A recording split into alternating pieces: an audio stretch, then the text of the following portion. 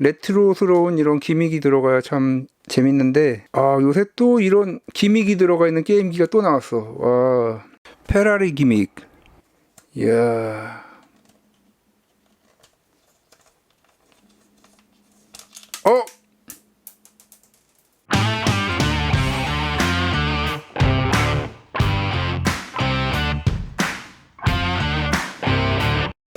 안녕하세요, 닥터케입니다. 자, 이번 시간에 소개시켜드릴 게임기 PSK 5000. 케이스가 상당히 심플하면서도 뭔가 화려하죠. 그리고 똥게임기들의 특징인데 이렇게 케이스에 게임기 이미지를 이렇게 넣는 경향이 있습니다. 자, 이 제품도 똥게임기일지 궁금한데, PSK 5000 램 3기가, 내장 메모리 32GB, 오렌지 색상은 4종류가 있습니다. 검정, 흰색, 파란색, 그리고 제가 구매한 제품은 오렌지색입니다. 이 제품 일단 뭐 회사도 안 써있고, 그래서 저도 맨 처음에 디자인은 상당히 잘 나온 것 같은데 저게 어디서 만든 거지? 이렇게 좀 궁금해 했었는데, 자, 과연 이 제품 어떨지. PSK 5000. 자, 이렇게 설명서를 봐도 어디서 만든 제품인지 케이스에도 안 나와 있고, 자, 정말 특이하죠. 왜 어느 회사 제품인지 나오지 않는 것인지. 자, 여길 봐도 안 나와 있고. 네, 디자인은 이렇습니다. 오, 색상 상당히 깔끔하고 마감도 좋은 것 같습니다. 그리고 구성품이 좀 초라하네요. 이렇게 마이크로 SD 슬롯 여는 핀하고 타입C 충전 케이블 이렇게 들어 있습니다.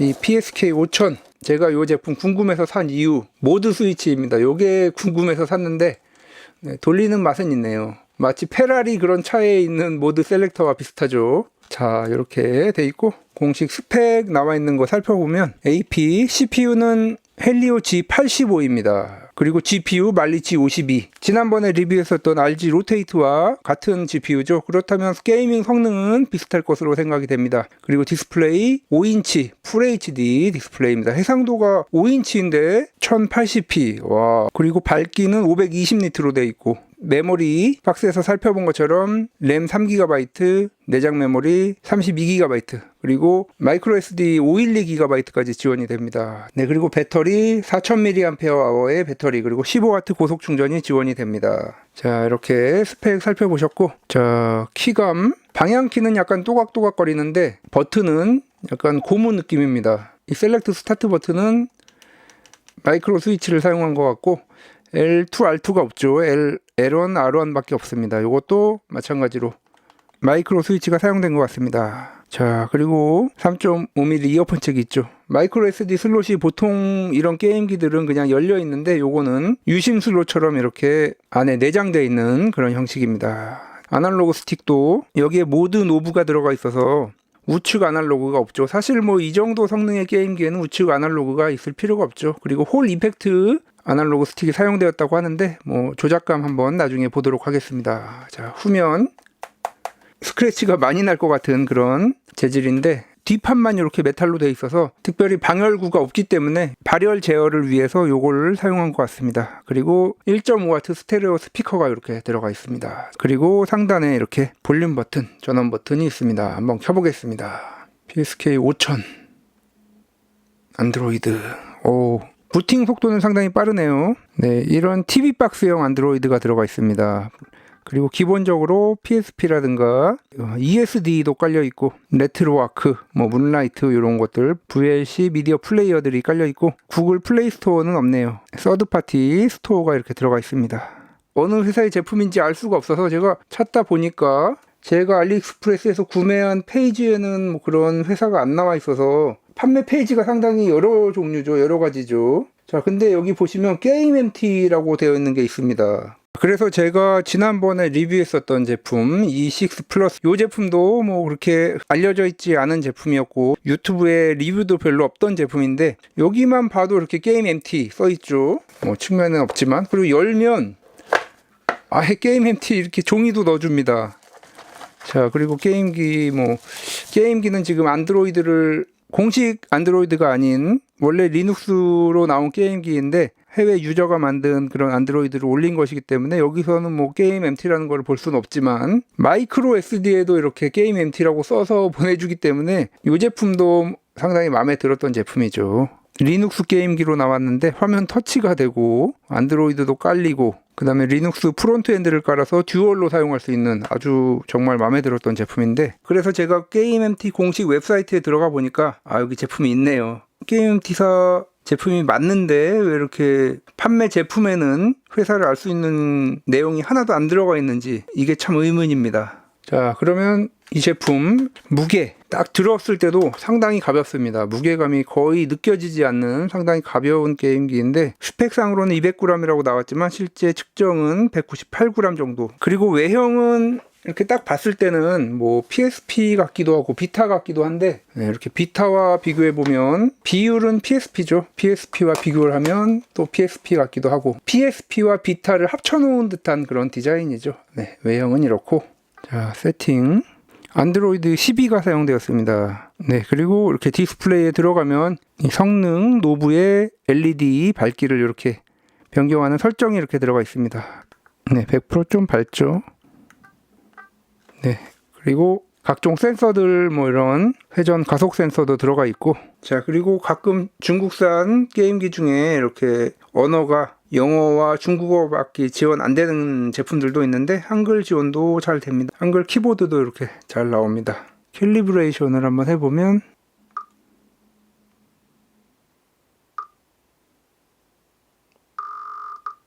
이렇게 됐는데 지금 상당히 정확도가 높은 것 같습니다. 방향키가 좀 낮아서 이게 게임이 잘 될지 모르겠는데 뭐 버튼 감이나 이런 거는 그렇게 나쁘진 않습니다. 구글 로그인 안 하고 들어갈 수 있기 때문에 뭐 유튜브라든가 이런 거 다 있죠. 유튜브 뮤직, 돌핀 에뮬레이터 뭐 이런 것도 다 있죠. 자, 이제 성능 한번 보겠습니다. 헬리오 G85의 성능. G85는 제가 사용해 본 적이 없어서 GPU가 같은 것이 쓰였기 때문에 아마 거의 비슷한 성능이라고 예측이 되지만, 이 제품은 긱벤치가 설치가 안 됐었는데 이 제품도 뭐 구글 플레이 스토어에서 설치하면 안 될 수도 있습니다만 이거는 지금 서드 파티라서 일단 설치는 됐습니다. 자, 헬리오 G85 성능이 어떨지. 여기서도 긱벤치 6가 안 되네요. 지금 제가 밸런스 모드 그리고 퍼포먼스 모드로 다 해봤는데 둘 다 튕겨서 지금 정확한 측정이 안 되었습니다. 제가 지금 3번 정도 벤치마크 테스트를 했는데 이쪽은 거의 열이 없는데 여기에 열이 상당히 심합니다. 이게 가운데로 몰려야 되는데 가운데까지는 괜찮다가 여기서부터 이 부분이 상당히 뜨끈뜨끈합니다. 아마도 퍼포먼스 모드로 실행을 해서 이렇게 발열이 많이 나는 것 같습니다. 자, 그럼 이제 디스플레이 한번 보도록 하겠습니다. 유튜브 영상을 통해서 구글 로그인이 안 나오고 바로 튕겨버리죠. 이 오로라 스토어 처음에 제가 어나니머스로 로그인을 했는데 여기서 구글로 로그인을 하고 로그인이 튕깁니다. 자, 여기서 유튜브를 한번 보면 뭐 유튜브 웹사이트 속도 뭐 그렇게 나쁘지 않죠. 화질 4K. 4K는 좀 어렵네요.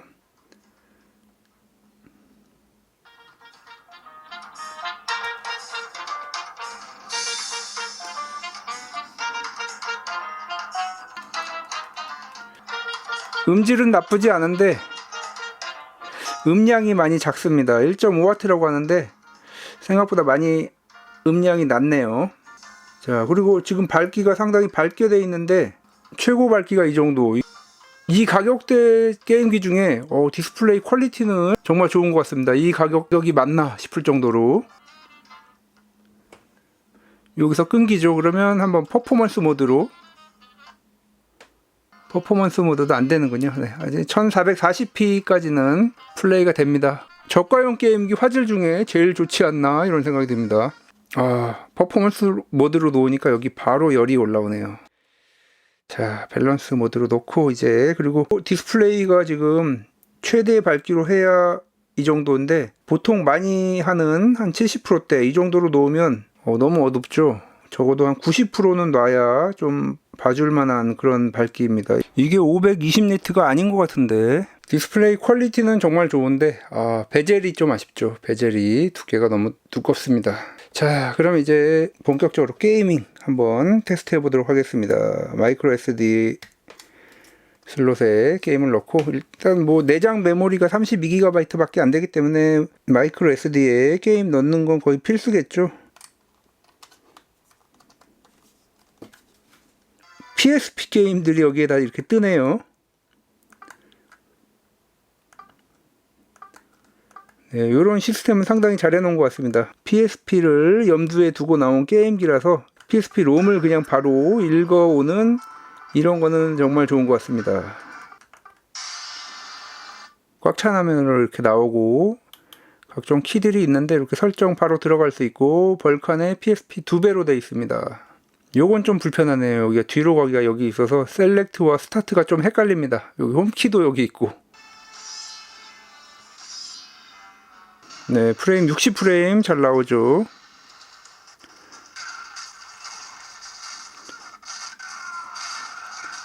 프레임이 55 이렇게 떨어지네요. 좀 적이 많이 나오니까 55로 살짝 떨어집니다. 약간 끊김도 있고, 여기서 바로 이렇게 퍼포먼스 모드로 올리면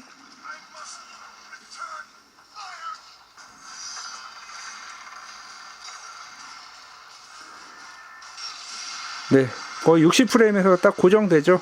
원래대로라면 이제 게임에 따라서 해상도를 좀 줄이거나 뭐 그런 식으로 해야 되는데, 이런 경우에는 뭐 게임에 따라서 그냥 밸런스 모드, 파워 세이브 모드로 하면 50프레임, 그러니까 조금 성능이 그렇게 필요하지 않은 게임에서는 밸런스 모드로 놓고 해도 되겠죠.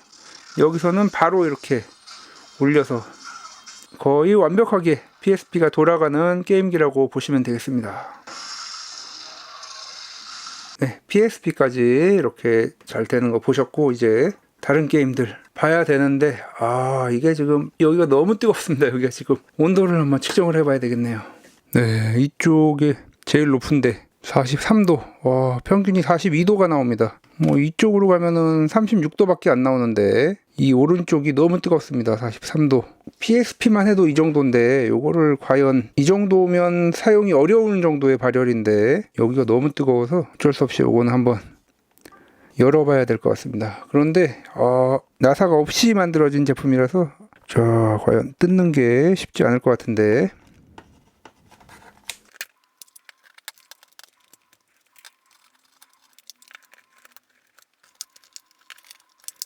상당히 탄탄하게 결합이 되어 있습니다. 이게 근데 이게 힘을 주니까 페인트가 벗겨지는 것 같은데, 요 안쪽이 이게 페인트가 벗겨지네요. 이야, 진짜 탄탄하네요. 이게 단단한 피클을 사용해야지 될 것 같습니다. 우와, 정말 타이트하게 조립이 되어 있네요.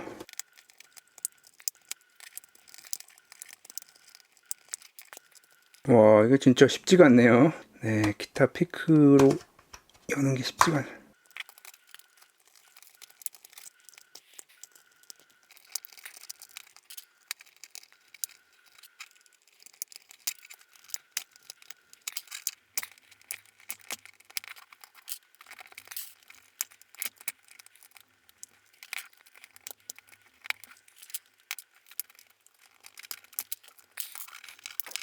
와, 이게 여기가 한번 벌어져도 바로 결합돼 버릴 정도로 이게 진짜 타이트하게 조립이 돼 있어서, 와, 계속 스크래치만 나고 이 정도로 강하게 결합돼 있는 제품은 본 적이 없습니다. 와, 열리면 다시 닫히고, 와, 일반적인 이런 툴로는 도저히 열 수가 없는 제품이네요. 그런데 이런 걸로 열면 또 고장날 가능성도 있고. 이야, 이렇게도 안 열리고.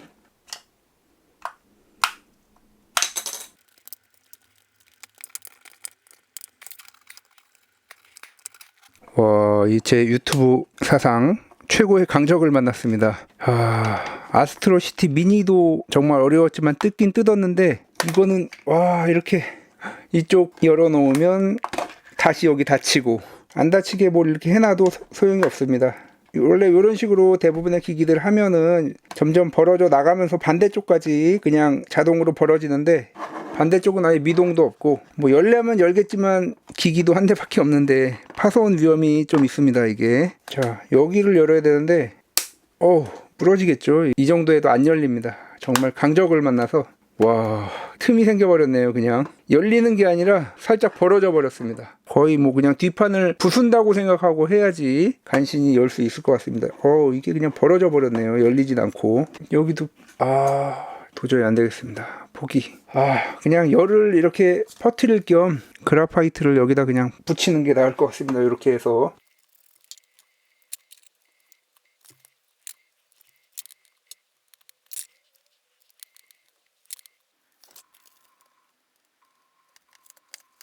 보호필름 붙였다는 생각으로 이렇게 붙이고, 고장은 안 났군요.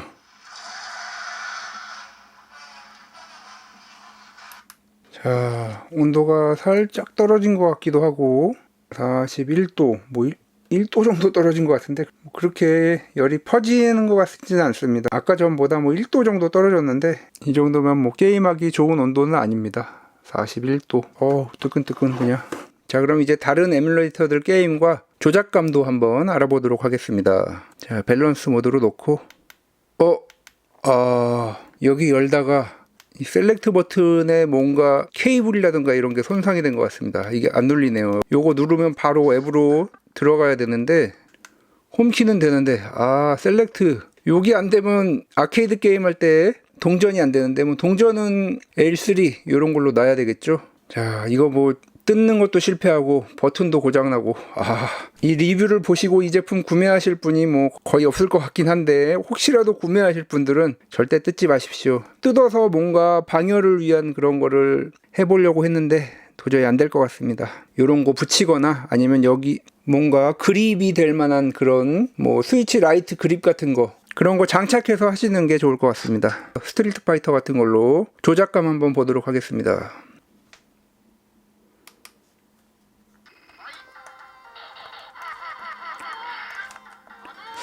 기술은 생각보다 잘 나가네요. 기술 진짜 잘 나갑니다. 이게 거의 원하는 대로 다 들어가는 걸 볼 수 있습니다. 중국산 게임기 중에서 승용권, 파동권 제일 잘 들어가는 것 같습니다. 근데 요게 아날로그가 여기 좀 걸립니다. 기술 쓸 때.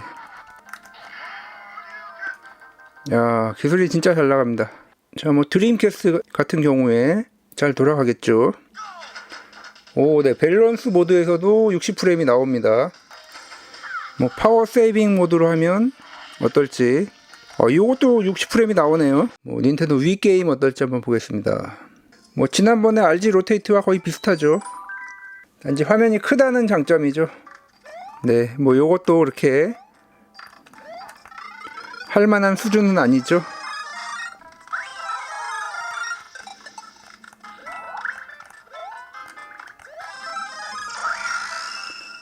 모션 인식도 잘 되는데 진동이 없는 게 좀 아쉽죠. 마지막으로 이제 PS2 요것도 뭐 똑같습니다 거의. 네, 이런 슈로데 같은 경우에는 그래도 프레임 잘 나오죠. 60프레임.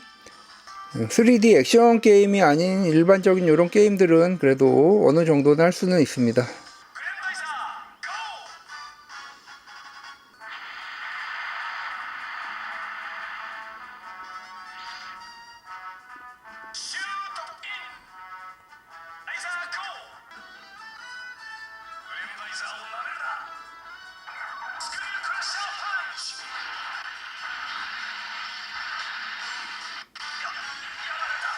살짝 끊김이 있긴 한데 그래도 이 정도면 뭐 요런 게임들은 즐길만 합니다.